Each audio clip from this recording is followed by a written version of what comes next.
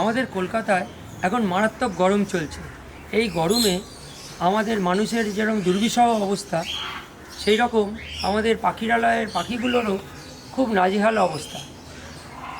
আমাদের মানুষের শরীরে যেমন ঘর্মগ্রন্থি আছে, এই ঘর্মগ্রন্থি থাকার ফলে আমাদের শরীরের দূষিত জলীয় পদার্থ ঘাম হয়ে শরীর থেকে বের হয়ে যায়।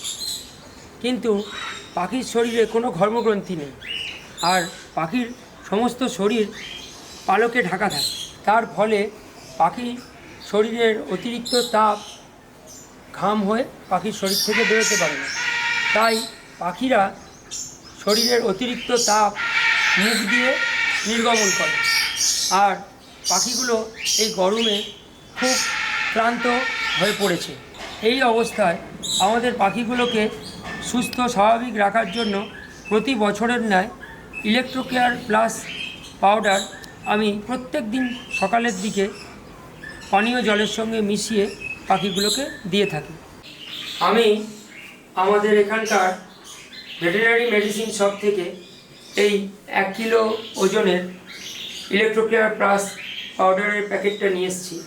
এতে যেরকম বিভিন্ন ধরনের মিনারেলস আছে, তার সঙ্গে প্রচুর পরিমাণে ডেক্সট্রোজও আছে।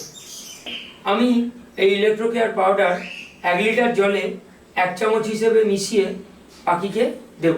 এর জন্য আমি এই স্টিলের গামলাতে 2 লিটার জল নিচ্ছি।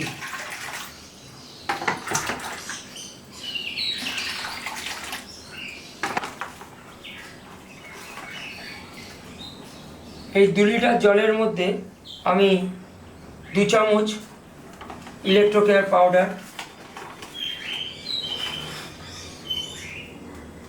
মিশিয়ে দিলাম।